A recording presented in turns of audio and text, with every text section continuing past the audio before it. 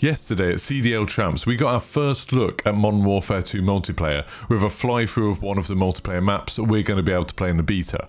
We also got loads more information about the beta, including the dates when you're going to be able to play it on each platform, and we got some information about Call of Duty Next, which is a special event where they're going to reveal loads about Modern Warfare 2 and everything that's coming next for games like Warzone and Call of Duty Mobile. In this video, I'm going to take you through everything we learned, break it down a little bit, have a look at that map fly-through, have a really close look at that, and see what we can find. If you like the video, don't forget to leave a like and consider subscribing, turn your notifications on, because there's going to be a lot of Modern Warfare 2 content coming soon to this channel. So one of the most important things we got were the dates for the beta. This is when most people are going to be able to get hands-on with the Modern Warfare 2 beta. And it's a little bit complicated. This image looks like a little bit of a mess, but I can explain to you how this is going to work. So on the 16th and 17th of September, that's when people who are on PlayStation who have early access will be able to play. And what that means is anyone who has pre-ordered the game, anyone who got one of the codes from watching CDL Champs, anyone who's got a code from winning it on a competition, they're giving them out all over the place on social media at the moment.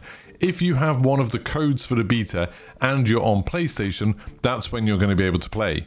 Then the next 2 days, the 18th to the 20th, anyone on PlayStation can play. So you won't need a code, you won't need to pre-order or anything like that. From the 18th to the 20th, everyone will be able to play.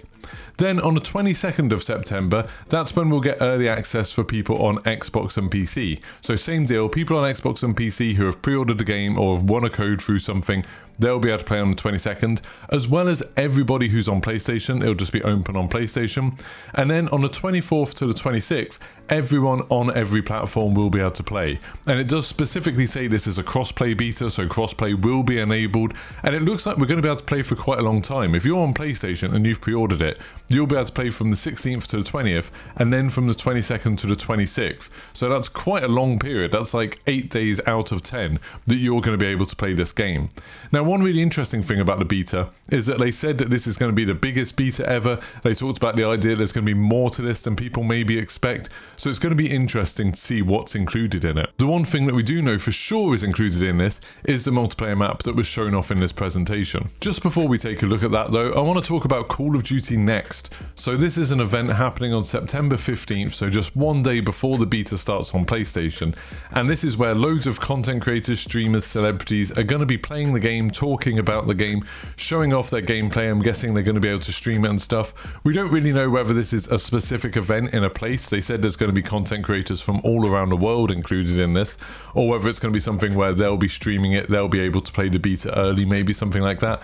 Sadly, I haven't had an invite for this yet. I don't know if invites have already gone out, but if I am invited to it, of course I'll be streaming and everything like that. But yeah, this is going to be happening, and it sounds like it's just going to be a chance for people to be playing the beta, streaming it a little bit early, just to show it off, have kind of a community event, a community reveal for it before everyone else gets to play it. They also said at this event, they're going to talk about what's next for Warzone, what's next for Call of Duty Mobile, and what's next for the rest of Modern Warfare 2. Obviously, there's been all kinds of leaks and rumours about other modes included in Modern Warfare 2, so I wouldn't be surprised to see some more stuff there. But it really does sound like they're really excited about this, and the idea of Call of Duty Next seems like they're seeing this as a big shift from what we've had for the last 3 games. So I would think of Modern Warfare 2019, Black Ops Cold War and Vanguard as almost like a trilogy, almost like a set, where they've got some kind of similar features, modes. They've all been kind of linked to Warzone very heavily. Now it seems like, okay, we're moving forwards into the Warzone 2 period.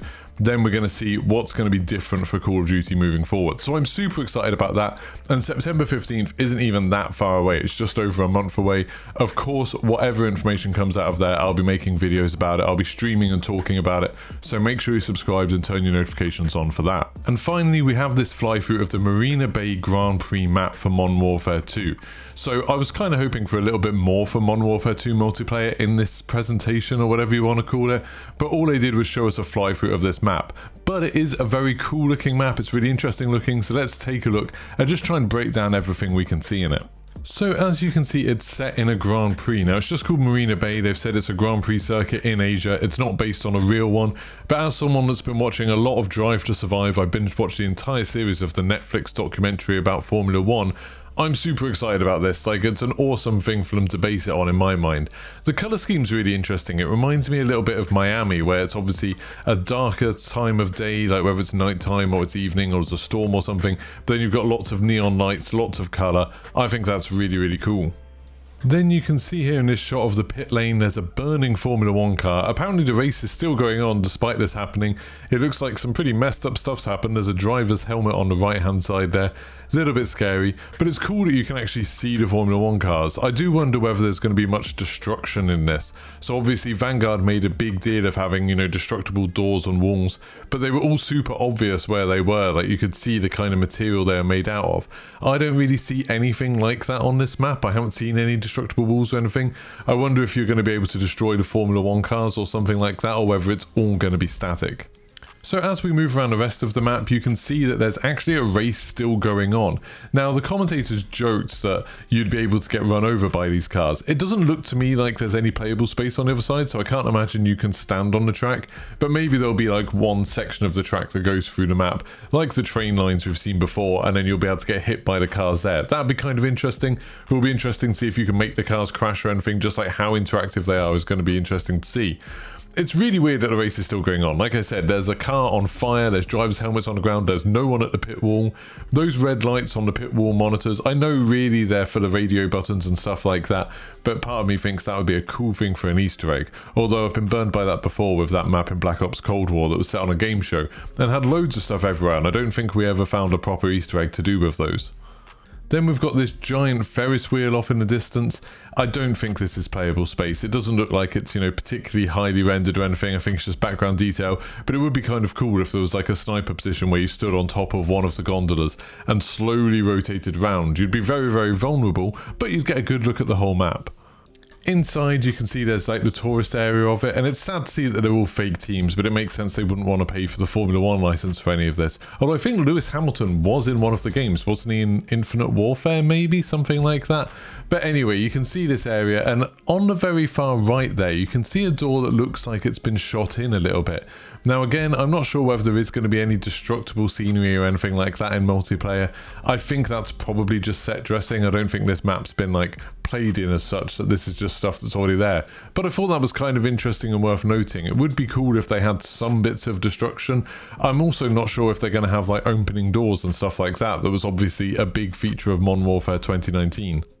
So in this next shot of sort of the mechanics areas, I guess, you can see this doorway there, and I think in Modern Warfare 2019 there probably would have been a set of double doors there, but there aren't in this, so that's making me think they've done away with the door mechanic entirely, and in the multiplayer maps we're not going to see it. That doesn't mean it'll be gone for Warzone necessarily, but I think for multiplayer they've decided not to include doors again. They were pretty controversial. I didn't really have an opinion on them, I didn't mind them, but I can see how some people got annoyed with them.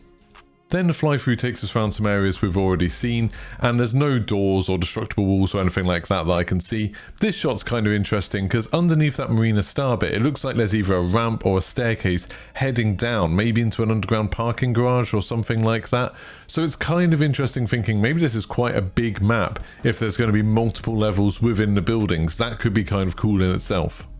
Then towards the end of this section, we see a car that's clearly meant to be a Red Bull car. For anyone who doesn't watch Formula 1, Max Verstappen's driving for Red Bull at the moment and winning loads of races. I feel like they've included this car as kind of a nod to it. It's got an energy drink branding on the side and kind of similar colours.